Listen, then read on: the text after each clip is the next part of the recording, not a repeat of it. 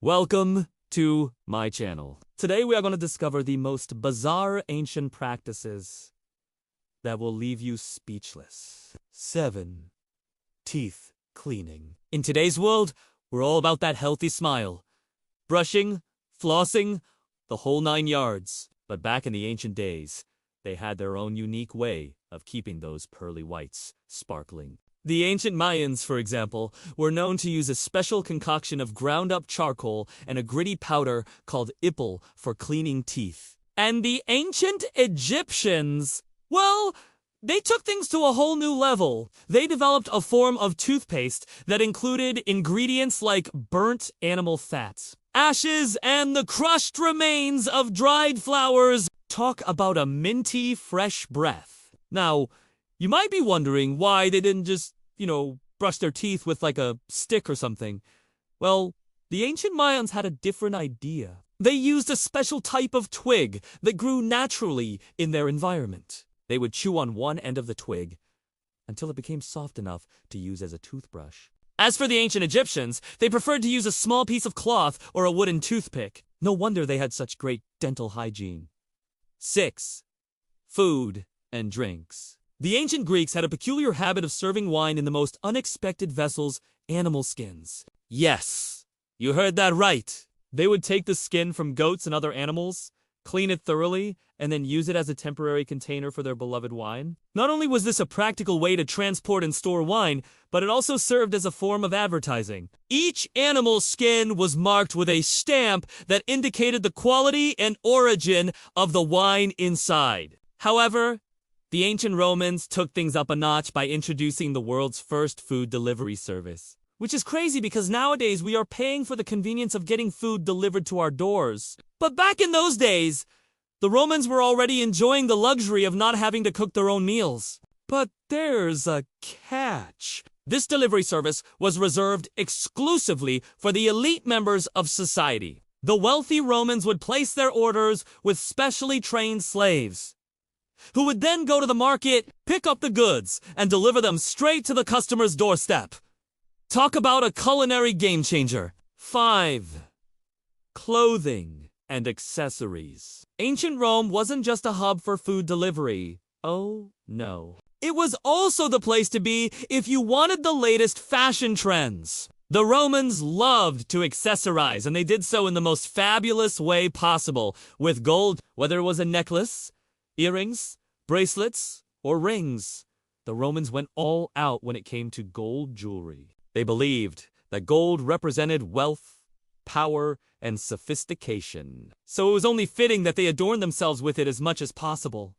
But it wasn't just about the bling. Gold was also seen as a symbol of victory and conquest. The Roman emperors in particular were obsessed with gold jewelry. They would commission pieces that depicted scenes of their military victories and conquests. One emperor even had a ring made that showed him conquering the Gauls. Talk about a flex. 4. Entertainment. The ancient Greeks and Romans were all about those outdoor spectacles. We're talking chariot races, animal hunts, and even execution. Yup! They liked to keep things exciting. These spectacles were not only a form of entertainment, but they were also a way to show off their power and wealth. The ancient Romans, in particular, were obsessed with chariot racing. They would gather at the chariot racing stadium known as the Circus Maximus to watch teams of horses pull chariots around a track. The crowds would go wild with excitement as the chariots raced around the track at full speed. But the Romans weren't just spectators. They were also avid participants in chariot racing. The sport was so popular that chariot races were held in almost every major city in the Roman Empire. 3. Communication. The ancient Greeks had a pretty unique way of staying connected. And no, it wasn't through smoke signals or carrier pigeons. They had something much more advanced. A system of roads and public spaces specifically designed for the quick exchange of information. These systems allowed for the efficient and rapid dissemination of news, ideas, and other types of communication throughout their vast empire. But it wasn't just about the infrastructure. The ancient Greeks also developed a sophisticated postal system that allowed them to send messages and documents quickly and reliably. The system consisted of a network of runners and relays that would carry messages over long distances. This allowed for the quick exchange of information between the various regions of the empire, keeping everyone informed about important events and developments. 2. Warfare.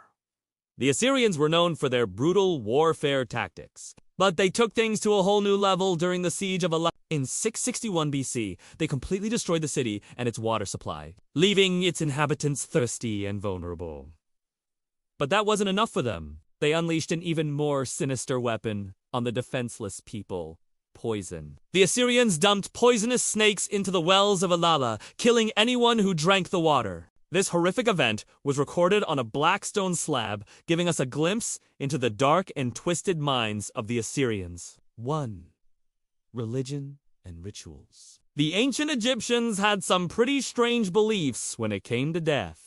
They believed that the pharaohs, after they died, they would rule the afterlife from their tomb in the form of a mummy. So it was super important that the body was preserved perfectly. To achieve this, they would remove the internal organs, wrap the body in linen, and then place it in a coffin. Talk about an unconventional way to say goodbye. But it wasn't just about preserving the body. The ancient Egyptians believed that the soul would return to the body after death. So they would leave offerings of food and drink for the soul to enjoy. They also believed that the dead could communicate with the living through dreams. So people would often visit their loved ones' tombs and sleep there to try to receive messages from them